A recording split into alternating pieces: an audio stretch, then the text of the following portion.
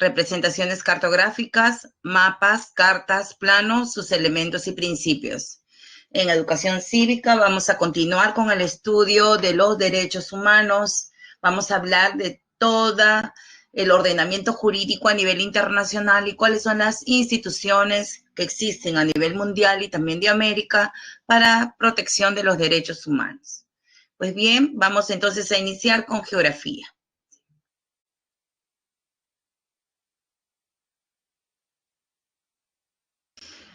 Bien, ¿qué es la cartografía? Para hablar de la cartografía, primero tenemos que recordar que en la clase pasada yo les hablé que ya en el siglo XXI existe una geografía automatizada o también llamada cibergeografía, ¿no? La cibergeografía justamente nos ha llevado a una también cibercartografía, desde épocas de los griegos, ¿no? Hasta la actualidad. Obviamente, esta disciplina, que es la cartografía, ha ido evolucionando significativamente, siendo pues un conjunto de estudios y operaciones científicas, artísticas y técnicas que sirve de mucha ayuda a la geografía como ciencia, sobre todo para hacer un análisis de la problemática de los espacios geográficos, ¿no? La cartografía ayuda a la geografía para resolver problemas complejos como la planificación y gestión territorial, ¿no? Y entonces es una importante disciplina auxiliar para la geografía, ¿no? La cartografía, siendo un conjunto de estudios y operaciones científicas, interviene en la elaboración entonces de documentos cartográficos. Estos documentos cartográficos, como los mapas, las cartas topográficas y planos, ¿no? Cada uno de ellos cumple una determinada función, porque hay diferentes tipos de mapas, ¿no? Hay diferentes tipos de cartas y también hay diferentes tipos de planos. Y cada uno de ellos, repito, cumple una función determinada en el estudio del espacio geográfico y su problemática. Pero la cartografía, ¿por qué además de ser un conjunto de estudios científicos, es artístico y técnico, ¿no? Entonces, es artístico en la medida que el cartógrafo utiliza, como ven aquí, por ejemplo, colores, ¿no? Usa símbolos convencionales, signos, íconos, ¿no? Que van a introducirlo en los documentos cartográficos, ¿no? Y obviamente también utiliza una técnica para su elaboración. Por eso la cartografía se basa en 3 principios fundamentales. Primero, hemos dicho que es un conjunto de estudios y operaciones científicas. Por lo tanto, la cartografía tiene una base matemática, ¿no? ¿Y por qué tiene una base matemática? En la medida que el cartógrafo, miren aquí, ¿no? Para elaborar el documento cartográfico, en primer lugar, hace uso de las matemáticas, la geometría, ¿no? Hace uso de las coordenadas y también hace uso de una escala, ¿no? Hace uso de una escala. Esta de aquí muy importante en la medida que se trata de reducir un espacio enorme como el Perú en un espacio reducido, que es un mapa, por ejemplo, ¿sí? Luego tenemos el principio de representación cartográfica. Pues yo a veces 1 centímetro en el mapa puede equivaler 10 kilómetros. ¿No? Entonces, ¿yo qué voy a poner ahí en 1 centímetro cuando en 1 centímetro estoy representando 10 kilómetros o 1 kilómetro? Dependiendo del documento cartográfico, 1 centímetro puede equivaler a 100 metros, 1 kilómetro, 10 kilómetros. Entonces, obviamente, dependiendo de la escala, yo no voy a poder, ¿no? Entonces, colocar mucha información de este documento cartográfico y entonces uso signos convencionales o símbolos convencionales, ¿sí? Para representar la realidad. Entonces, sustituyo la realidad por un símbolo, ¿no? Por un color. En este caso es un mapa coroplético. Se le llama así mapa coroplético como ven, usa colores, ¿ya? Usa colores. Cada color, ¿qué significa? Cada color, ¿sí? Vamos a agrandar un poquito. Cada color, si observan aquí, equivale a un ¿qué? A un grado, dice, de pertenencia, ¿no? Y así, cada color puede significar, por ejemplo, un tipo de clima, temperatura, puede significar zonas de riesgo, etcétera. Entonces, lo que hace el cartógrafo es reemplazar, repito, los elementos reales por símbolos, signos. El otro principio es el principio de generalización cartográfica. Yo, bajo este principio de generalización cartográfica, el cartógrafo en la realidad, o sea, en el espacio, va a encontrar un montón de elementos, una gran cantidad de elementos. Entonces, él tiene que escoger, dependiendo de la finalidad que tiene el mapa o del propósito que tiene el mapa, yo escojo, ¿no?, qué es lo principal, ¿sí? ¿Qué es lo esencial que debo conservar en el mapa? O sea, qué información es la que va a ir en el mapa y descarto lo que no es significativo, de tal manera que el documento no sea confuso para el receptor, para el lector, ¿sí? Pero además, la cantidad y calidad de información que va a contener un documento cartográfico va a depender mucho de la escala. Una escala de 1/200.000, ¿sí?, me va a permitir ya incorporar, obviamente, mayor información, porque en esta escala, por ejemplo, 1 centímetro equivale, a ver cuánto equivale, a 2 kilómetros, ¿sí? 2 kilómetros. En cambio, aquí, ¿no? Aquí, entonces, estamos hablando de que 1 centímetro equivale a 1.500.000 centímetros, ¿no? Eso, entonces, significa 15 kilómetros. Entonces, en este de aquí, 1 centímetro equivale a 2 kilómetros y aquí 1 centímetro equivale a 15 kilómetros. Entonces, yo no voy a poder colocar en 1 centímetro mucha información porque equivale, imagínense, pues a 15 kilómetros. Entonces, lo que va a ir dentro del mapa, la información que va a contener el mapa, está relacionado este principio con la selección de la escala, porque es la escala la que me va a permitir a mí conservar en el mapa cierta información, ¿no? Resumiendo, los principios cartográficos son 3. La base matemática, que es el soporte científico, ¿no?, que permite al cartógrafo trasladar, ¿no?, en esta superficie que vemos aquí todo el mapa, utilizando ¿qué? Coordenadas, escalas, geometría, proyección, ¿no? El principio de representación cartográfica es por el cual el cartógrafo sustituye entonces la imagen real por signos convencionales. Y el principio de generalización cartográfica es el principio por el cual el cartógrafo selecciona la información que va a contener el mapa, ¿no?, y descarta lo secundario. ¿Dependiendo de qué? Depende del propósito del mapa y la escala utilizada. ¿Alguna pregunta? ¿Alguna pregunta sobre los principios? Bien, seguimos entonces. Yo les hablaba, ¿se acuerdan de la cibercartografía, no? Pues bien, digamos, a lo máximo que ha llegado la cartografía es a usar, pues, tecnologías de información geográficas. Las tecnologías nos permiten, pues, ahora a través de la cibercartografía, tener no solamente un espacio físico, sino también un espacio virtual en el cual uno puede ingresar, ¿no?, y entrar en contacto con la realidad espacial, ciberespacial. Pues bien, tenemos qué tecnología cuenta la cartografía y también la geografía. Pues cuenta con el sistema de información geográfica, que es un conjunto de, en primer lugar, de hardware, o sea, ordenadores, ¿no?, software, ¿sí?, datos geográficos diseñados ¿para qué?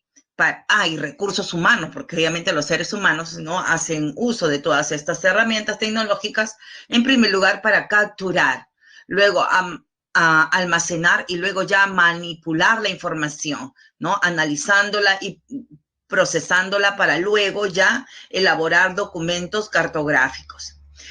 La ventaja del sistema de información geográfica es que puede, como observan, separar en diferentes capas toda la información y capas temáticas, o sea, la realidad, como se dice, como un rompecabezas, ¿no? Entonces la convierte en varias piezas, ¿no? Independientemente una de otra y comienza a analizar, ¿sí? Por separado cada una de ellas, ¿no? Entonces pueden salir varios documentos cartográficos de digamos, un globo de información. Luego tenemos la teledetección o percepción remota, ¿no? Esta tecnología me permite a mí lograr adquirir información gracias a la presencia de ¿qué? De plataformas espaciales ubicadas, ya sabemos nosotros, pues, en la atmósfera terrestre, ¿no? Es un sensor, a través de un sensor se capta información de la Tierra y luego esta es capturada y devuelta, la cual luego va a ser obviamente captada por un ordenador, ¿no? En la Tierra. Así pues, tenemos pues una serie de satélites orbitando la Tierra y siempre pues captando información para luego ser procesada. Y tenemos las fotografías aéreas que antes se tomaban con avión, pero después aparece pues esto, ¿no? Aparecen los drones.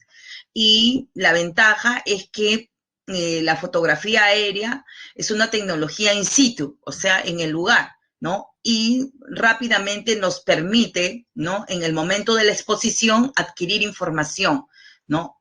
Para poder, obviamente, luego analizarla y elaborar la cartografía topográfica, por ejemplo, del lugar, catastral, para hacer un inventario catastral, para ver las zonas de riesgo, ¿no? Etcétera. Por ejemplo, en Madre de Dios, el Ministerio del Ambiente hace uso mucho de los drones para poder captar información de las zonas devastadas por la minería ilegal, ¿no? Las zonas devastadas de bosques por la minería ilegal.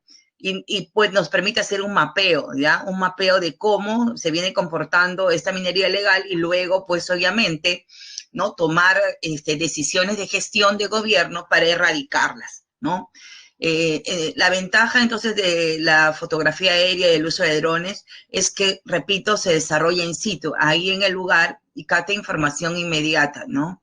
La cual luego es procesada. Se usa también para proyectos, por ejemplo, proyectos mineros, ¿no? Entonces, para hacer un mapeo de la zona o una cartografía o un plano de la zona. Entonces, con estas tecnologías, la cartografía ha ido evolucionando, pues, y se convierte en una pieza clave en los estudios geográficos. ¿Alguna pregunta?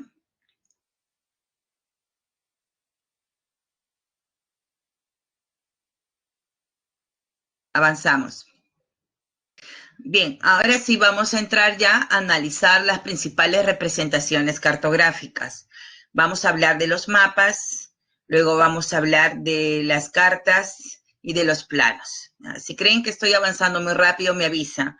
¿Ya? Como tenemos 2 cursos, a veces yo avanzo, pero si no entienden, si creen que tengo que repetir algo, me avisan por el chat.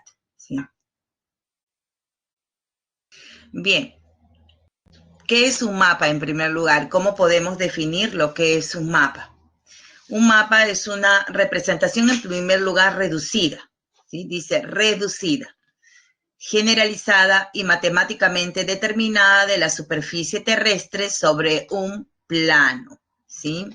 Bien, ¿por qué reducida? Como les dije, se trata entonces de reducir un espacio tan grande como el Perú, pues en una hoja, ¿no? Pequeña, plana.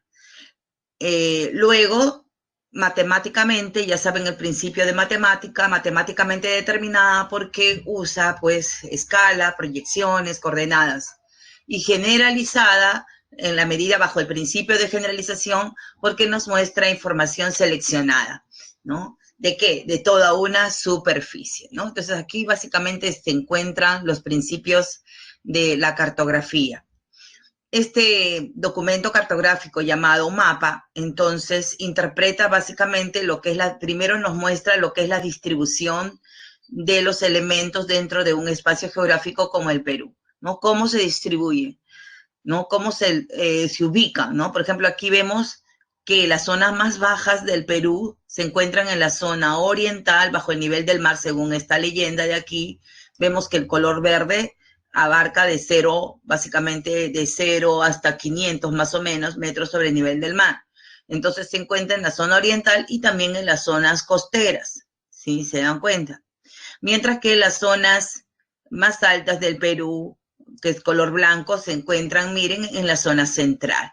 Entonces nos permiten más o menos tener una idea general de cómo se distribuye el estado, el territorio, en qué también, pero también puede mostrar un mapa en qué estado se encuentran, ¿sí? En qué estado se encuentran estos elementos y las relaciones o vínculos entre los elementos naturales y culturales dentro de un espacio geográfico, ¿no?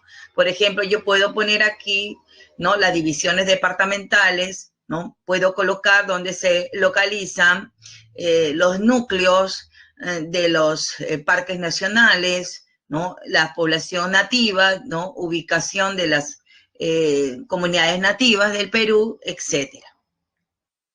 ¿Cuántos tipos de mapa tenemos? Tenemos según el propósito del mapa, según su propósito para el cual ha sido creado, porque todo mapa tiene un propósito, tenemos lo que se conoce como mapas topográficos y mapas temáticos, ¿sí? Entonces, ¿qué es un mapa topográfico, no? Un mapa topográfico es un mapa base, en primer lugar, ¿sí? Recuerden bien que es un mapa base. ¿Qué significa un mapa base? Que, como valga la redundancia, que sirve de base para elaborar otros mapas. Por eso es que es un mapa base. En un mapa topográfico vamos a encontrar varios atributos de la realidad, ¿sí? Entonces, no detallados, pero sí vamos a encontrar varios atributos. Por ejemplo, aquí encontramos cursos de agua, ¿sí? Encontramos cursos de agua. Encontramos también altimetría o ipsometría del lugar, ¿no es cierto? Que nos permite tener una visión general de ese espacio geográfico. Entonces, un mapa topográfico siempre nos va a mostrar varios atributos de la realidad, ¿no? Del cual luego se puede descomponer en varios mapas. Acuérdense el SIG, ¿no? Que puede descomponer, ¿no? Entonces, igualmente de un mapa base puedo descomponerlo y exponer varias realidades de ese espacio geográfico. Por eso es que se le llama mapa base, ¿sí? Entonces, pero no crean que un mapa topográfico solo muestra aspectos físicos, también ahí no se vayan a equivocar. Un mapa topográfico muestra varios atributos, pero que pueden ser físicos, pero que también pueden ser culturales, ¿ya? Entonces, varios atributos, incluso una combinación de elementos físicos con elementos culturales. En este caso es solo natural, pero también, ¿no? Podía un mapa topográfico incluir, como repito, elementos culturales. ¿Y qué es un mapa temático? Un mapa temático tiene ya un propósito particular, ¿sí? Particular. Ya, este propósito particular, ¿por qué? Porque un mapa temático se centra en un atributo de la realidad, como les dije, ¿no? Entonces yo selecciono de la realidad del Perú, escojo solo lo que es clima y elaboro un mapa climático, ¿no? De la realidad del Perú, escojo solo suelos y elaboro un mapa edáfico. De la realidad del territorio peruano, escojo cursos de agua y elaboro, ¿qué? Un mapa hidrográfico. Si selecciono sus recursos, digamos, mineros, elaboro un mapa metalogénico o minero del Perú, ¿no? Entonces, En realidad, si, por ejemplo, la parte cultural, yo quiero, pues, elaborar un mapa demográfico del Perú por población absoluta y densidad demográfica, entonces lo primero que voy a hacer es dividirlo en departamentos y luego colocar, ¿no?, las cifras, puedo colocar cifras, porcentajes en cada departamento, o puedo usar colores para determinar altas densidades o bajas densidades en cada departamento. Entonces, elaboro un mapa demográfico, ¿sí? Por lo tanto, en realidad, incluso mapa de pobreza y hasta el resultado de un proceso electoral, o, por ejemplo, puedo mapear para hacer el seguimiento. Ahora hay muchos mapas de seguimiento de la pandemia, ¿no?, de la enfermedad del COVID-19. Ustedes van a encontrar incluso mapas distritales, ¿no?, en cómo se está comportando la pandemia en cada distrito, y se utilizan mucho los colores, ¿no? El Ministerio de Salud está utilizando mucho los colores y se está auxiliando de ingenieros geográficos especialistas, pues, en esta cartografía digital para hacer el mapeo y seguimiento de la enfermedad del COVID. Entonces, no hay límite, repito, para los mapas temáticos. ¿Alguna pregunta? ¿Alguna pregunta? Bien, quedando claro entonces, sí. A ver, veamos. Muy bien. Quedando entonces, sabiendo ya la diferencia entre un mapa topográfico y un mapa temático, pasamos ahora a ver cuáles son los elementos de un mapa. Bien. En un mapa hay varios elementos. Todo mapa, por ejemplo, tiene un título, ¿no?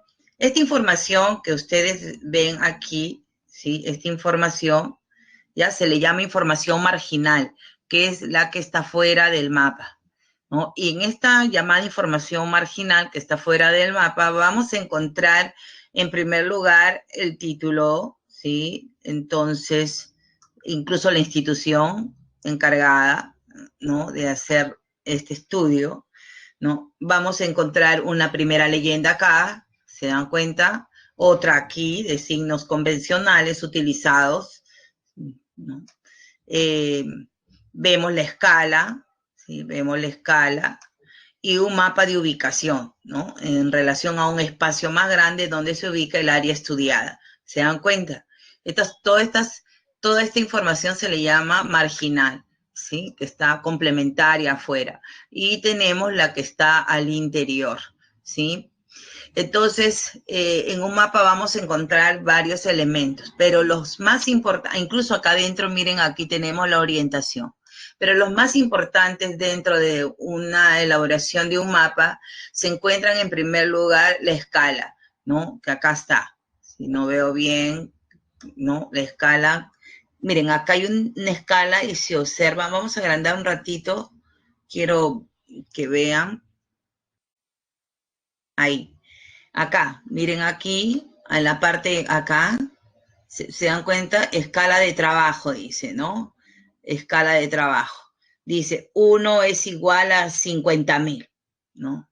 Y tenemos acá otra escala, ¿sí? ¿Se dan cuenta?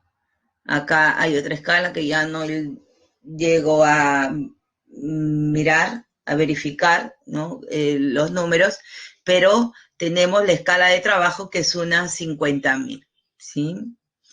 Esta es una escala llamada gráfica, por ejemplo, ¿no? Entonces, pero la que nos interesa a nosotros es esta de aquí. Esta escala es de conversión de estos datos que no vemos aquí, porque están muy chiquitos los números, ¿no? Y parece que no han puesto las latitudes ni longitudes, sino han convertido las latitudes y longitudes en un sistema métrico, si no me equivoco, que es algo ya más avanzado, ¿sí? Entonces,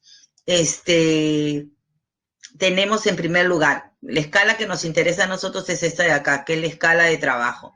O sea, quiere decir que esta escala ha sido trabajada en unos 50.000, ¿sí?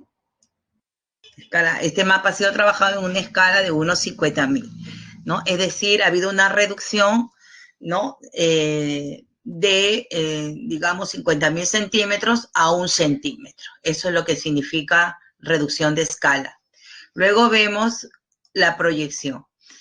Estos son los paralelos, como les decía que acá hay sistema métrico y aquí tenemos los paralelos y aquí están que los meridianos.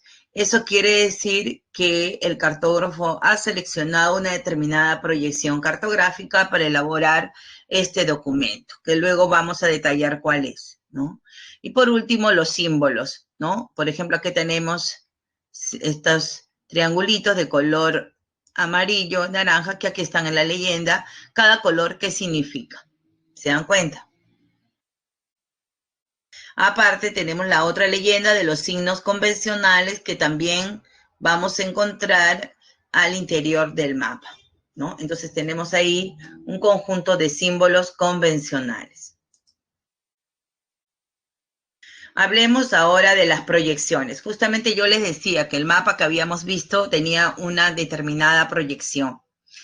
¿Qué es una proyección cartográfica? Es un sistema plano de meridianos, o sea, una red de meridianos plana y paralelos, ¿no? Meridianos y paralelos, sobre el cual puede representarse la superficie curva de la Tierra.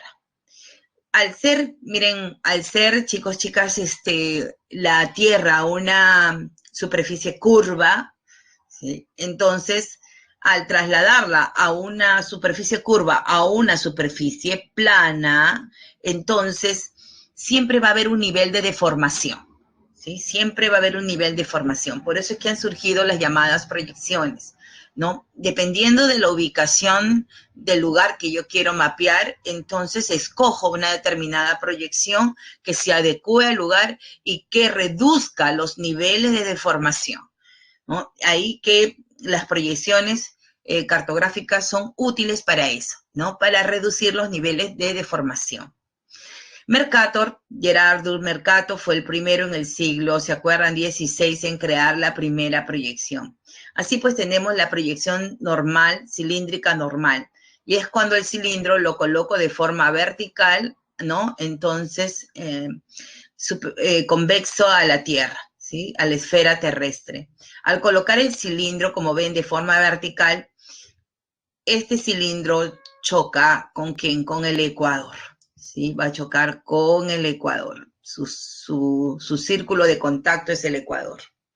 Al entrar en contacto con el ecuador y chocar, porque después miren acá en esta zona está quedando en el aire, se dan cuenta acá queda en el aire, en cambio hay una zona que sí está chocando con el cilindro, ¿sí? Entonces toda esta zona prácticamente está entrando en contacto con el cilindro.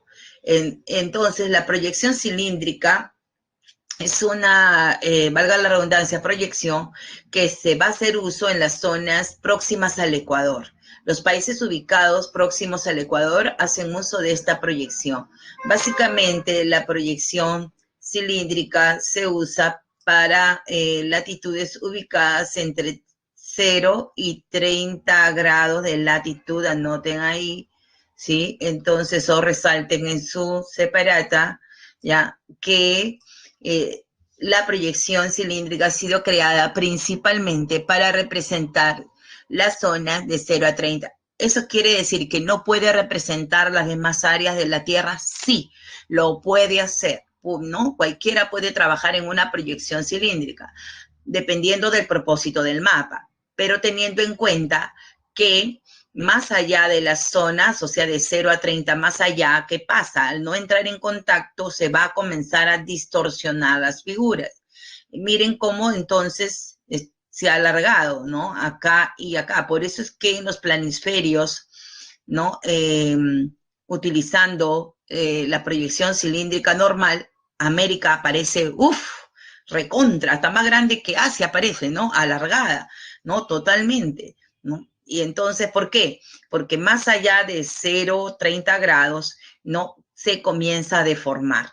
Entonces, algo importante para el examen, no se olviden, a mayor latitud, en esta proyección, a mayor latitud, mayor deformación, ¿ya? Mayor deformación de los continentes, ¿ya?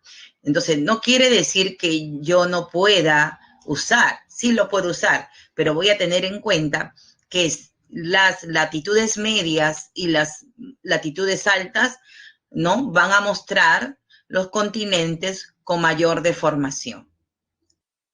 Este tipo de proyección se usa mucho entonces para planisferios, pero al ser un cilindro, como observan aquí, hueco, entonces ya no muestra las zonas, es imposible mostrar esta zona, que es las zonas polares. Por eso vamos a encontrar que los planisferios trabajados con la proyección normal de Mercator solamente nos van a mostrar máximo hasta 80 grados. Sí, hasta 80 grados norte, 80 grados sur. ¿Ya? Bien. ¿Cómo se ven los paralelos y los meridianos en este tipo de proyección? Los meridianos se ven como líneas equidistantes, ¿no? Entonces van de norte a sur y mantienen la misma separación, ¿correcto? Mientras que los paralelos solo en la zona de 0 a 30 mantienen la misma separación. Pero luego, ¿qué le pasa? Miren, se comienzan a separar.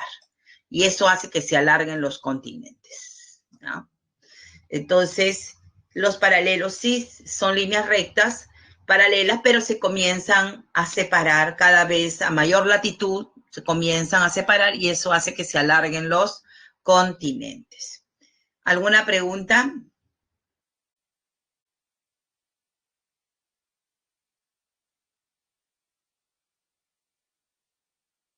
Bien.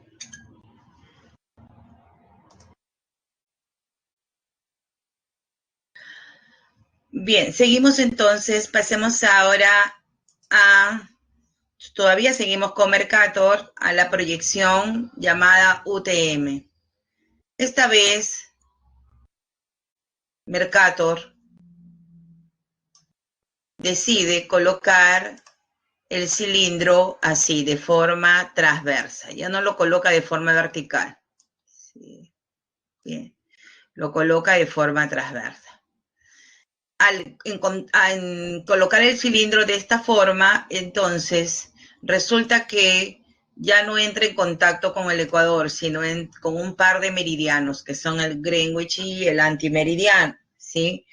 Al colocarlo de forma transversa, Mercator crea pues la llamada UTM, ¿sí? Y divide a la Tierra en de 0 hasta 60 usos, ¿no? 60 usos, 60 usos, 60 zonas, en otras palabras quiere decir, ¿no?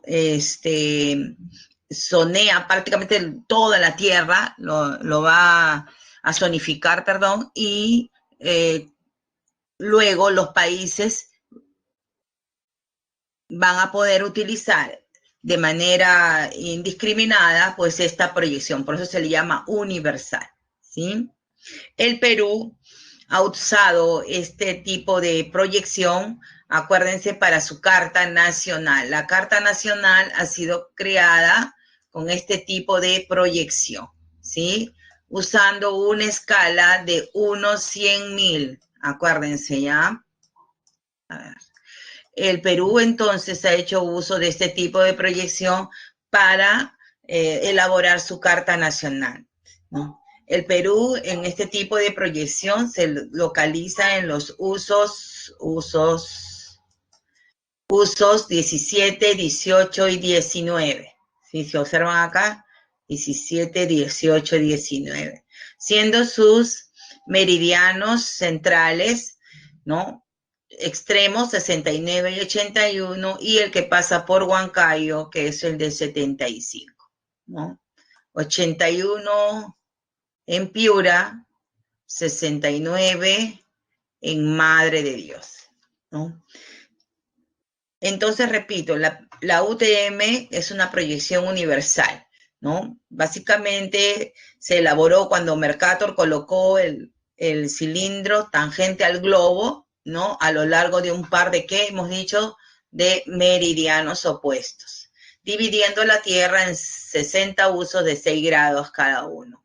El Perú se localiza en esta UTM en las zonas 17, 18 y 19. Sus meridianos son 81 en Piura, 75 en Huancayo y 69 en Madre de Dios. ¿Para qué ha usado el Perú esta proyección? Para confeccionar su Carta Nacional con una escala de 1, 100.000. ¿Preguntas?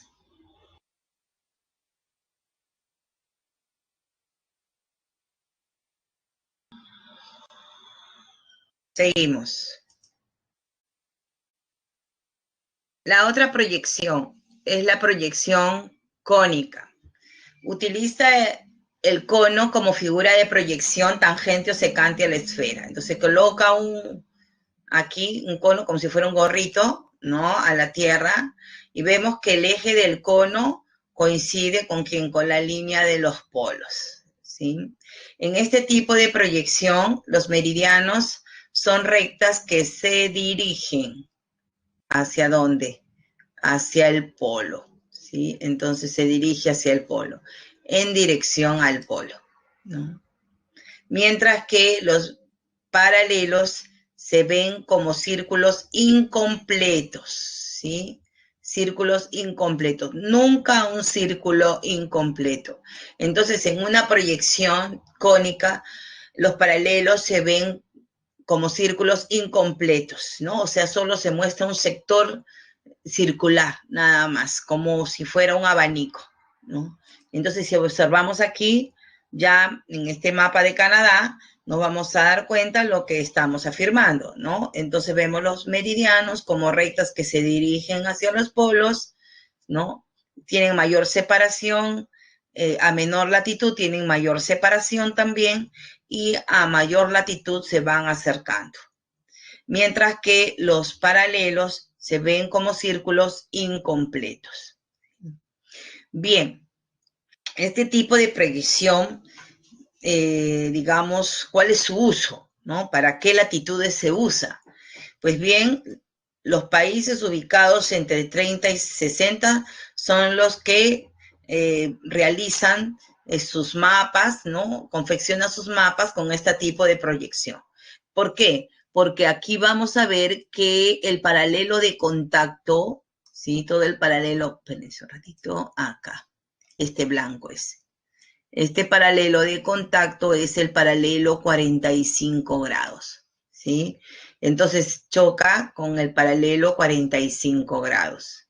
De tal manera que vemos que se proyecta muy bien hasta las zonas de contacto, que son estas de acá, ¿sí?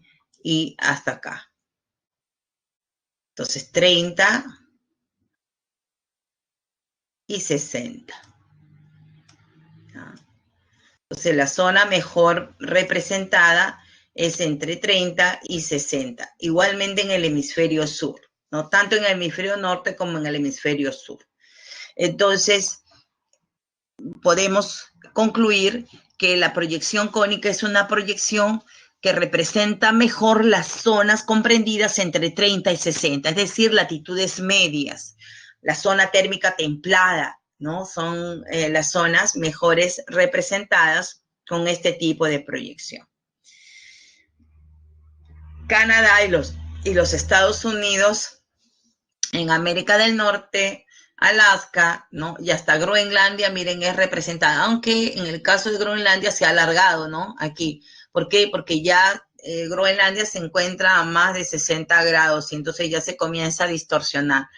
Todo lo que está en esta zona o acá en esta zona también ya se comienza a deformar, ¿sí? Se comienza a deformar. Entonces hay una deformación a mayor latitud aquí hay mayor deformación y para abajo a menor latitud también hay deformación.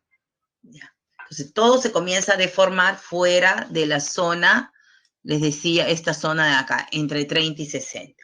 Entonces Groenlandia, miren cómo se ha alargado, ¿sí? ¿Por qué? Porque los paralelos se comienzan a separar. Eso es lo que le pasa a los paralelos cuando están fuera de la zona, ¿no? Llamemos la zona de contacto, ¿no? Del cono. Entonces les decía que Estados Unidos, Canadá hacen uso de este tipo de proyección. En Europa también los países europeos hacen uso de este tipo de proyección y la mayor parte de los países asiáticos, sobre todo China, Rusia, ¿no? Hacen uso de este tipo de proyección. En América del Sur, ¿qué países hacen uso de este tipo de proyección, creen ustedes?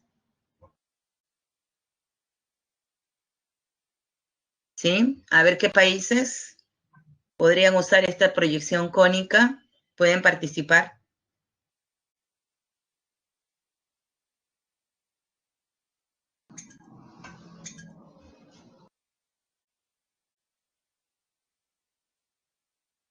Ya, a ver, me han colocado Chile, Chile, Argentina, está bien. Brasil no, Brasil, acuérdense que es vecino de Perú, ¿no? Es vecino de Perú, por lo tanto, Brasil hace uso de la proyección cilíndrica, ¿ya? Entonces, Perú, Ecuador, Venezuela, Colombia, Ecuador, Brasil hacen uso de la proyección, entonces, este tipo de proyección que es la cilíndrica, ¿correcto? Entonces, Paraguay se encuentra en una zona intermedia, ¿ya? En una zona intermedia, por lo que sus latitudes están todavía antes de 30 grados, ¿ya? Por lo que también usa cilíndrica todavía. Pero Chile y Argentina, no, Colombia también hace uso de proyección cilíndrica.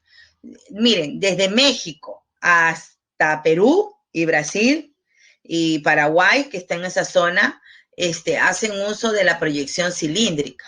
¿Ya? Chile y Argentina con seguridad usan cónica. Estados Unidos, Canadá, Alaska usan cónica. ¿Ya? Pero hasta México es cilíndrico. ¿Ya? Bien, porque es hasta los 30 grados de latitud. ¿Sí? Es como en África cilíndrico, ¿ya? La mayor parte de los, salvo el extremo sur de Sudáfrica, ¿ya? Pero después todos usan proyección cilíndrica. Bien, ahora pasemos a la proyección, los países cercanos a los polos. A ver, vamos a hablar de la simultánea. Bien, ahí vamos a ver lo que están preguntando. La proyección plana simultánea, ¿no? Entonces, esta proyección se crea cuando es, ¿qué cosa? Es un plano el que se coloca tangente a la Tierra. Este plano lo podemos colocar, miren, en diferentes puntos. En este caso, el que entra en contacto, ¿quién es? El Ecuador. Y a partir del Ecuador se proyecta hacia el norte, hacia el sur, ¿no? Los mapamundi son elaborados con este tipo de proyección, por ejemplo, ¿no? Y miren, tiene una ventaja que no tiene la cónica ni tiene la cilíndrica, porque muestra qué cosa interesante, ¿no? Esta simutal ecuatorial, así se llama simutal ecuatorial, muestra ambos polos de forma que equidistante, ¿se dan cuenta? Entonces, cosa que no pues podían las otras proyecciones, ¿no? Tenemos luego esta proyección que es la llamada oblicua, donde entonces el plano entra en contacto con el paralelo 45 grados, ¿sí? Con el paralelo 45 grados. Entonces incide en las llamadas zonas templadas, ¿no? De la Tierra hasta incluso mostrar el polo. En este caso está mostrando más el hemisferio sur, ¿no? Pero miren, de todas maneras se puede visualizar el polo norte. Y tenemos ahora ya la azimutal polar. Vamos a hablar de esa, de la azimutal polar. Bien. La azimutal polar, ¿no? Es la proyección en la cual el plano se coloca tangente al polo, ¿no? Entonces la zona polar y el polo viene a ser el centro de proyección, ¿sí? En este tipo de proyección, los paralelos sí se ven ya como círculos completos, círculos concéntricos, a diferencia de la cónica, ¿sí? Y además los meridianos son rectas, pero ya no que se dirigen hacia los polos, sino son rectas que divergen, porque el centro de proyección es el polo, ¿correcto? Entonces, a partir del polo se proyecta el meridiano. Entonces se dice en esta dirección. Entonces, los meridianos son rectas que divergen, que se separan a partir del polo, ¿sí? Mientras que los paralelos son círculos concéntricos. ¿Cuál es, para qué latitudes se usa este tipo de proyección? Su nombre lo dice, polar. Entonces, se usa para zonas comprendidas entre los 60 y 90 grados de latitud, ¿no? De tal manera que entonces tenemos, ¿sí?, que se usan para zonas de alta latitud. A mayor latitud, entonces menor deformación, ¿ya? Eso es lo ideal. ¿Cuál es la desventaja?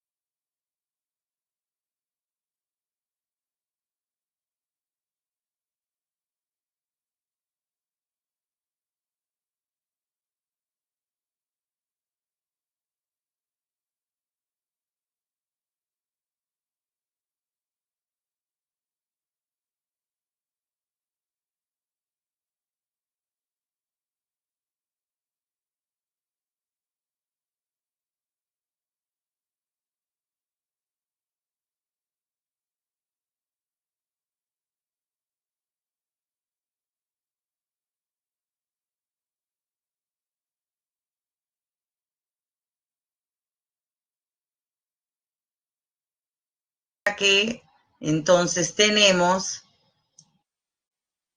¿sí?, que se usan para zonas de alta latitud. A mayor latitud, entonces menor deformación, ¿ya? Eso es lo ideal. ¿Cuál es la desventaja? ¿No? A menor latitud, mayor deformación. Esa es la desventaja. Por eso es que no se recomienda usar este tipo de proyección para ya representar ni latitudes medias y menos pues latitudes bajas, ¿no? Siempre se usa para latitudes altas, ¿no? Entonces aquí estamos mostrando, por ejemplo, todo el océano Ártico y las zonas nórdicas de la Tierra, ¿no?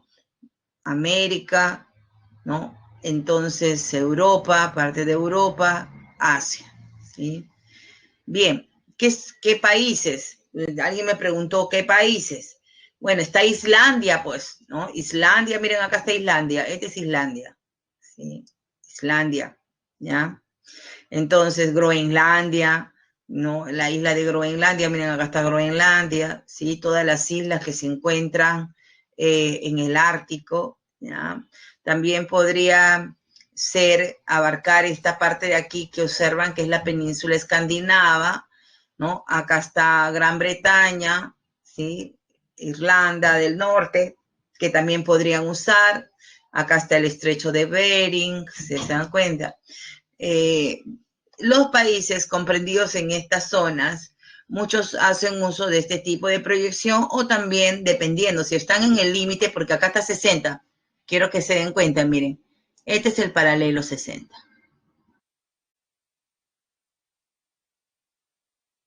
Entonces, si este es el paralelo 60, toda esta zona que estamos viendo, incluido Islandia, Noruega, Finlandia, Groenlandia, parte de Canadá, Alaska, se representa mucho mejor con una azimutal polar. ¿Sí? Lo mismo para el sur, la Antártida. Toda la Antártida se usa mejor para representarla con una proyección azimutal polar. ¿Alguna pregunta?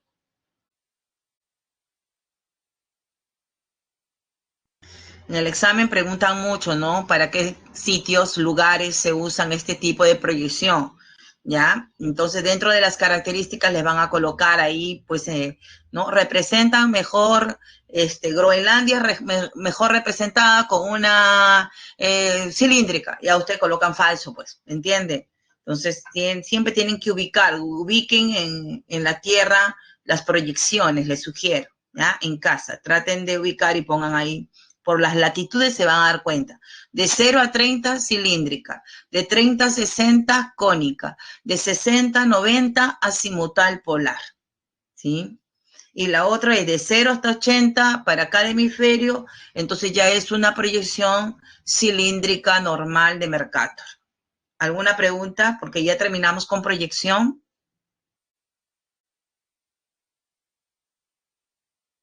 Bien. Entonces ya hemos visto las proyecciones geométricas y ahora pasamos al otro elemento, que esto es rápido, ¿no? ¿Cuál es el otro elemento del mapa? Los llamados símbolos cartográficos y leyendas, ¿no? Los símbolos cartográficos básicamente son los signos sintetizadores de la información, ¿no? Que en poco espacio, dice, le permiten al receptor decodificar, interpretar y comprender su significado. Como yo les decía, ¿no? A veces en un mapa, 1 kilómetro está representado por 1 centímetro. Entonces, ¿qué puedo colocar ahí dentro? ¿No? Entonces, el cartógrafo, ¿qué voy a colocar ahí? 1 kilómetro. Entonces, puedo poner un puntito, ¿me entienden? Acá, voy a agrandarlo. Entonces, coloco esto de aquí dentro del recuadro de ese centímetro. ¿Qué me está diciendo? Que ahí, pues, se localiza la capital, ¿no? Entonces,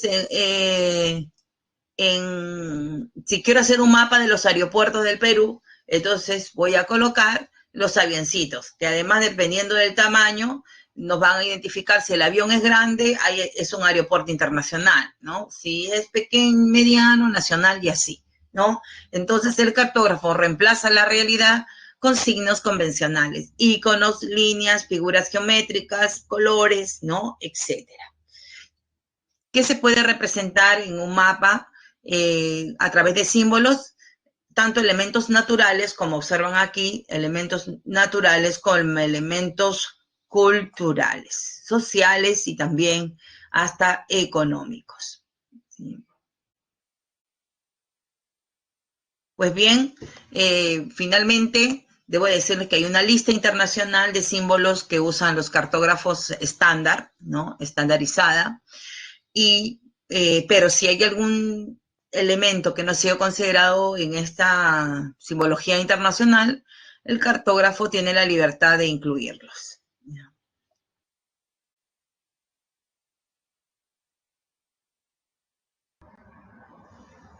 Y ahora sí, con detenimiento, vamos a entrar en lo que es la escala, ¿sí?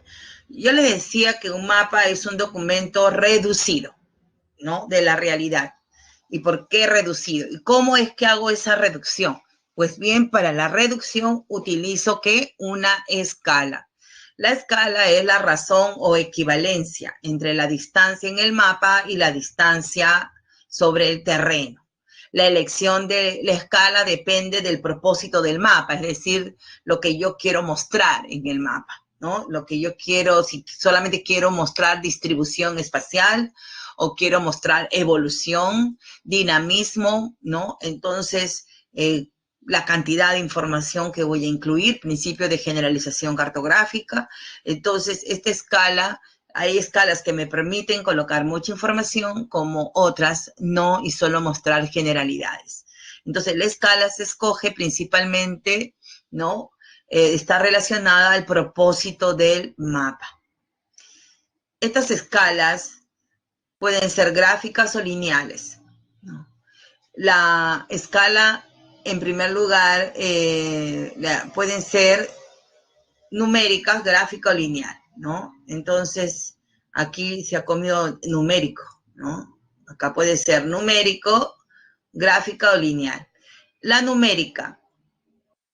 La escala numérica se expresa, dice, mediante una razón aritmética por medio de una fracción. Acá está esta fracción, que puede ser con 2 puntos, se observan acá, o puede ser así, ¿no es cierto? Usando el flash, una fracción, ¿sí? Pero entonces es una razón aritmética por medio de una fracción, ¿sí? ¿Cómo se lee? ¿Ya? ¿Cómo se lee esto? ¿Sí?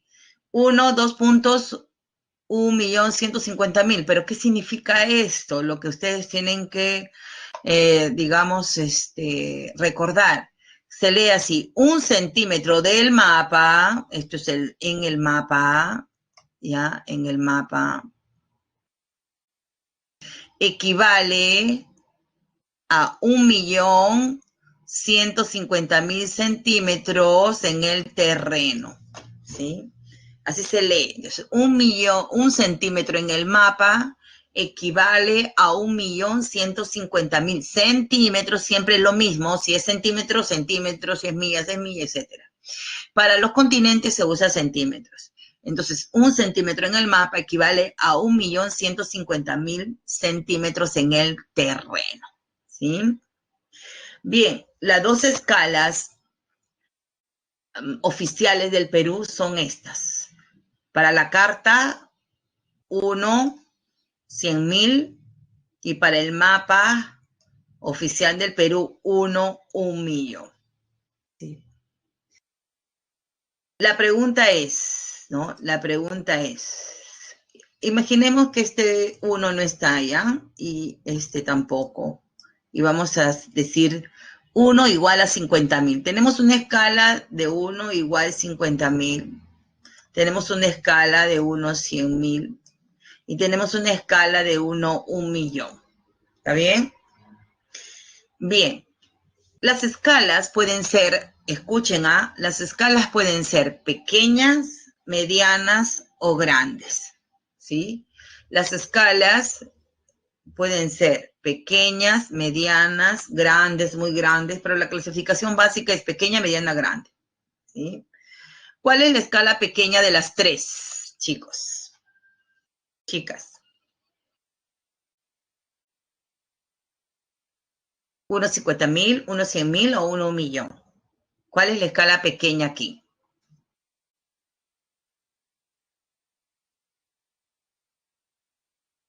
Anímense a participar, ¿sí? Bien, la escala pequeña es la de el mapa oficial del Perú, ¿sí? Es la del mapa oficial del Perú, muy bien, perfecto, chicos, están hoy día tromes todos, y tenemos 1 a 1.000.000. Dirán, profesora, ¿por qué es pequeña? ¿No? Es pequeña en la medida que, como repito, en 1 centímetro hemos metido 1.000.000, pues, ¿no? Entonces, un área pequeñita se ha reducido a la mínima expresión. Por eso el terreno, por eso es que se habla de que es muy pequeña. Una escala, cuanto más dígitos tiene, si lo podemos aumentar acá, en el planisferio llegan a 100 millones, imagínense, ¿no? Entonces, cuanto más dígitos tiene, más pequeña es, ¿ya? En cambio, cuanto menos dígitos tiene, por ejemplo, 1 5.000, entonces más grande es, ¿ya? Entonces, hay escalas grandes que me permiten incorporar mucha información, ¿sí? Hay escalas medianas, como la de la Carta Nacional, que es mediana, y escalas pequeñas, ¿sí? Una escala pequeña significa que el espacio representado es muy grande. En cambio, una escala grande me está indicando que el espacio representado es más pequeño. Es una relación inversa. ¿ya? Relación inversa. Muy bien. Seguimos. ¿Qué otra escala tenemos? La escala gráfica o lineal, ¿sí? Esta escala consiste en uno o más segmentos subdivididos en unidades, dice la distancia del terreno, permanencia exacta, ¿no? Yo puedo colocar varios segmentos, dice, o puedo colocar uno solo, ¿sí? En España estilan poner así, miren, nada más. Acá ponen el 0, es lo mismo, miren, ¿ah? Y acá ponen el 10. Y ya está su escala, ¿sí? Kilómetros. Ya está. Y ya está. Pues dice uno o más segmentos, ¿sí? Entonces, en esta escala, por ejemplo, ¿qué nos está diciendo? Que cada centímetro a cuánto equivale, ¿no? Nos está diciendo que cada centímetro equivale a 10 kilómetros. Pero además, ¿qué nos está diciendo? Nos está diciendo que además de que cada centímetro equivale a 10 kilómetros, este centímetro equivale a 10 kilómetros, la longitud total del terreno es de 40 kilómetros. ¿Sí? Entonces, el primer segmento nos dice la escala, la equivalencia. Un centímetro igual a 10 kilómetros. Y toda la barra, ¿qué me dice? La longitud total del terreno. ¿Sí? En este caso, la escala lo están poniendo en un talón aparte, ¿sí? Como esto de aquí, ¿no? Entonces acá, un centímetro equivale a ¿cuánto? A 10 kilómetros, pero acá hay un 10 y acá hay otro 10. ¿Por qué?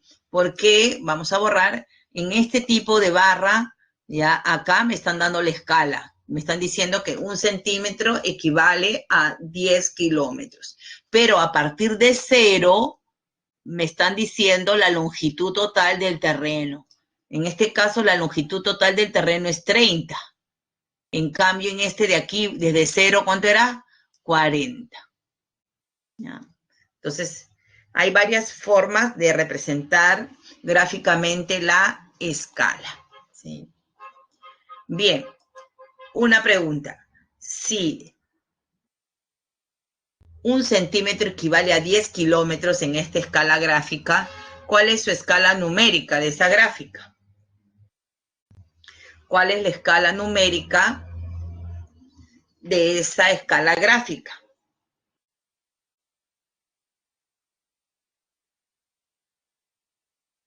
¿Qué tengo que hacer? Yo tengo que convertir esta escala gráfica en escala numérica, ¿sí? Y hemos dicho que estos son centímetros. Un centímetro equivale a un millón, son centímetros, todos son centímetros. Entonces, ¿qué tengo que hacer? Tengo que convertir estos 10 kilómetros, los tengo que convertir a centímetros, ¿correcto? Entonces, ¿a cuánto equivale? Este de aquí es este de aquí, ¿no es cierto? Muy bien, chicos. Perfecto. Bien. Nadie se ha equivocado, ¿no? Entonces, ahí me estoy pasando, equivale a 10 kilómetros, ¿no? Muy bien. Está exacto. Yo lo que tengo que convertir es los centímetros a ¿qué? A kilómetros, nada más. ¿Ya? Fácil, ¿no? Porque entonces le aumento ¿cuántos ceros? 5 ceros, ¿ya? Si yo quiero convertir los kilómetros a centímetros, le voy a aumentar 5 ceros. ¿Ya? Si quiero convertirlo a metros, solo 3 ceros. Pero si quiero convertirlo a centímetros para hallar la escala, entonces tengo que aumentarle acá los 5 ceros, ¿no? Igualmente, si quiero convertir los centímetros a kilómetros, entonces le quito los aumentos. Si quiero convertirlo a centímetros, le quito si quiero convertirlo a kilómetros. ¿Sí?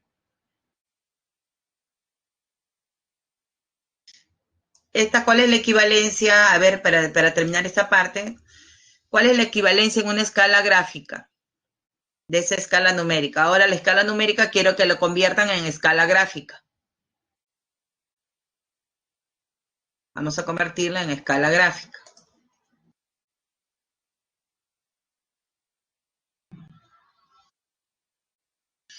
Entonces, ¿qué hago? Si le quito 2 ceros, es metros, ¿no? Donde entonces 1 centímetro equivale a 11.500 metros. Pero yo quiero kilómetros. 1, 2, y le pongo la coma acá. ¿Cuánto es? 11,5, ¿qué? Kilómetros. ¿Correcto? Entonces, en la escala gráfica, la escala numérica equivale a un, ¿qué? A un 1 equivale a 11,5 kilómetros. ¿Se dan cuenta? ¿Ya? Entonces solamente tengo que aumentar, correr 5 ceros. Si hay un 5 ya corro la coma. Y de lo contrario, entonces si me piden lo otro, le aumento. Le quito o le aumento. Fácil, ¿ah? ¿Por qué? Porque para problemas de escala, lo primero que tengo que aprender es a convertir, ¿ya? A convertir los centímetros a metros o a kilómetros y los kilómetros a metros o a centímetros, depende de lo que me pidan, ¿sí? En el problema de escala. Muy bien, ahora sí, vamos a entrar a problema de escala, ¿ya? Entonces, si ustedes ya saben convertir, no habrá problemas. Entonces, para calcular la escala, dice, se tiene en cuenta 3 valores: la longitud del terreno, la longitud en el mapa y la escala empleada, ¿sí? Todo se puede resumir en lo siguiente, ¿no? Tenemos entonces 1 sobre X. ¿Qué es 1 sobre X? Es la escala, ¿sí? Luego tenemos a DM. ¿Qué es DM? DM es esto de aquí, es la distancia en el mapa, ¿sí? ¿Y qué es DT? DT es la distancia en el terreno, ¿sí? Entonces, tenemos aquí esta formulita, ¿no? Para resolver todos los problemas de escala, tenemos que tener en cuenta esta fórmula. 1 sobre X es igual a DM sobre DT, ¿sí?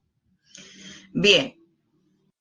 Supongamos que aquí hay un problema en el cual me piden hallar la distancia en el terreno, ¿sí? No me han dado este dato, lo tengo que hallar. Entonces reemplazo, ¿no? Me dan la escala, que es, aquí tenemos 1.500.000, ¿sí? Me dan la escala y me dicen y me preguntan 4 centímetros en el mapa, ¿a cuánto equivale en el terreno? ¿Sí? 4 centímetros en el mapa, ¿a cuánto equivale en el terreno? Entonces, esto es solamente algo básico, ¿no? Una operación básica en matemática. No es como la que le van a venir al examen de matemática, por cierto, ¿no? Y realizo mi regla de 3 simples y luego ya tengo la respuesta y luego convierto. Le quito los 5 ceros y tengo la respuesta, 60 kilómetros. Me pueden pedir hallar la distancia en el terreno, me pueden pedir hallar la distancia en el mapa o me pueden pedir también hallar la escala, ¿ya? Entonces me pueden pedir cualquiera de las 3. Algo interesante, si no me acuerdo la fórmula, no me acuerdo si de M va arriba, va abajo, ¿qué? Entonces, acuérdense que la escala es una razón de equivalencia. Por lo tanto, si yo hago así, 1 es igual a 1, 500.000, ¿no es cierto? Acá tenemos cuántos ceros será. Ya supongamos que sea esto, ¿ya? Entonces, creo que me falta un cero más, ya está. Entonces, 4, ¿a cuánto equivale? Igual, te va a salir lo mismo sin necesidad de fórmula, porque es una razón de equivalencia, ¿ya? Entonces, en realidad no se necesita la fórmula. Ahí está, por si acaso, algunos que les gusta trabajar con fórmula, otros utilizan la lógica matemática de equivalencia para resolver, ¿no? Cualquiera sea de las dos formas, igual les va a salir la respuesta, ¿ya? Entonces, porque acuérdense que la escala es una razón de equivalencia. ¿Está bien? ¿Entendido? Entonces, si está clara la explicación, ahora le toca a ustedes, ¿ya? Les toca a ustedes. Y me van a resolver este problema. Muy bien. Lean detenidamente, resuelvan y contesten.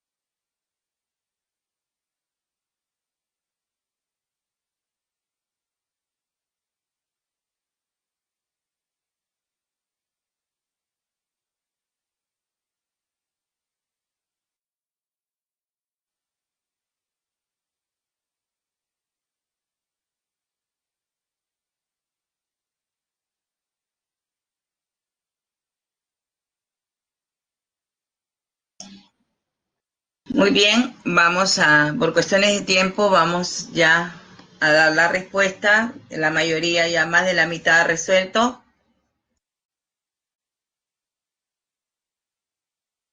Veamos. Bien, el 89% de ustedes contestaron la alternativa C, ¿no? ¿Qué es la respuesta, no? Era 8 kilómetros.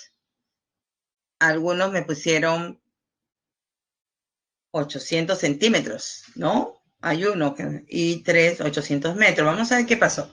¿Sí? Vamos a ver qué pasó. Solamente se trataba de convertir, ¿ya? De convertir. Veamos. Bien. Nos dice que la escala era 1:50.000, ¿correcto? Y que la distancia en el mapa entre el Parque Selva Alegre y la Plaza de Armas era 16 centímetros. ¿Ya? Entonces, si 1 es igual a 50.000, ¿no es cierto? Entonces, 16, ¿a cuánto equivale? Que es lo mismo con la fórmula, ¿no es cierto? Cualquiera de las dos era válido. Multiplicaba entonces 50.000 por 16 centímetros, ¿no? Todo está esto es centímetros, esto es centímetros y esto es centímetros.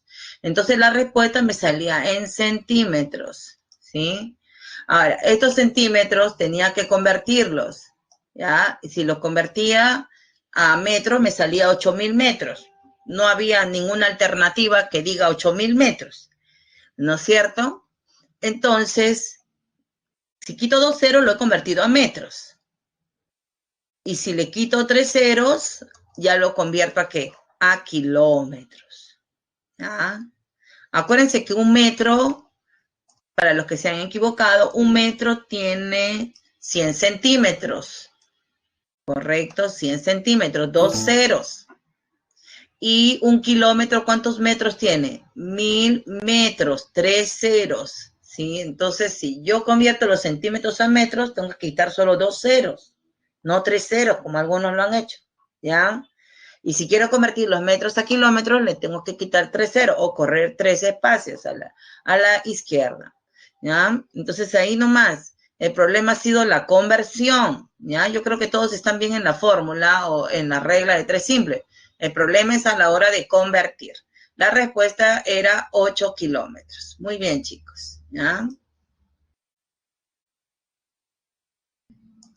Muy bien. Hemos terminado escala, hemos terminado mapas y vamos a pasar ahora a lo que es la carta. Ya vamos a entrar a otro documento cartográfico. Una carta topográfica es un documento, escuchen bien, que representa áreas medianas a escala mediana. Creo que no aparece por ahí, ¿no? Entonces, no sé si también lo dice la separata, chequen, si no anoten, ¿no? Es un documento cartográfico que representa áreas medianas que utiliza escala mediana, no como los mapas que utilizan escalas pequeñas, ¿no? Bien, muestra fundamentalmente planimetría, o sea, todo lo que es planos, altimetría, altitud, ¿sí? De las zonas. Además, considera la toponimia, que son los nombres de los lugares, ¿sí? La cuadrícula, que es la proyección, todo lo que es la proyección, latitudes, longitudes, y la información marginal que yo les decía que va afuera, ¿no? Complementaria del mapa, ¿no? Que va al exterior, ¿sí? Contienen latitudes, entonces, longitudes y altitud. ¿Cuál es la novedad en este documento que no tienen los otros, los mapas? Y es que nos muestran altitud. Y la altitud la representan a través de ¿qué? Lo representan a través de unas líneas equidistantes llamadas curvas de nivel, como las que están observando en esta parte de la carta, ¿no? Entonces se le llama curvas de nivel, ¿sí? ¿Y qué son las curvas de nivel? ¿Ya? ¿Qué son las curvas de nivel? Las curvas de nivel, en primer lugar, son líneas equidistantes que unen puntos del terreno con igual altitud. Uy, ¿qué pasó con mi batería? Ahí está. Ahora sí.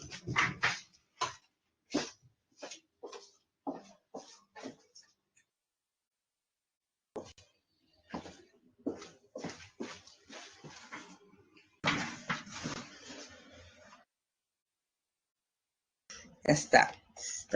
Se había desconectado el cable.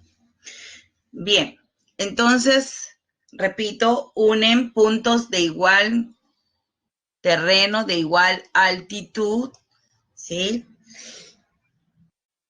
¿Esto qué cosa quiere decir?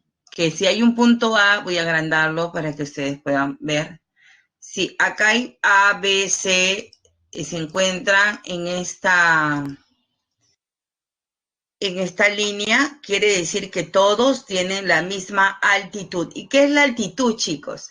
La altitud es la distancia de un punto con respecto al nivel del mar, que no es lo mismo que altura, ¿correcto? Yo tengo una altura de 1,72 m, esa es mi talla, ¿no? Esa es mi altura. Pero una cosa es la altura y otra cosa es la altitud, que es la distancia de un punto con respecto al nivel del mar. Entonces, esta curva de nivel me está indicando, ¿no?, que, por ejemplo, acá dice 1200, quiere decir que todos los puntos en esta línea tienen la misma, ¿qué?, altitud, ¿correcto? Bien, estas líneas, dice, pueden ser hipométricas, si representan la superficie continental, o sea, si está en la superficie del continente, o batimétricas cuando representan el relieve submarino. Y algo interesante, las cotas, o sea, los valores numéricos, cuando son batimétricas, estos valores van en negativo. Si todos van en negativo cuando son batimétricas y están bajo el nivel del mar. En cambio, las hipométricas pueden ser positivas o también pueden ser negativas si se encuentran una depresión, por ejemplo, como la de Bayoa, ¿no? Se encuentra bajo el nivel del mar. Está en el continente, pero está bajo el nivel del mar, ¿no? Entonces, las cotas pueden ser positivas o negativas. ¿Y qué es una cota? Veamos, ¿no? ¿Cuáles son las propiedades de las curvas de nivel?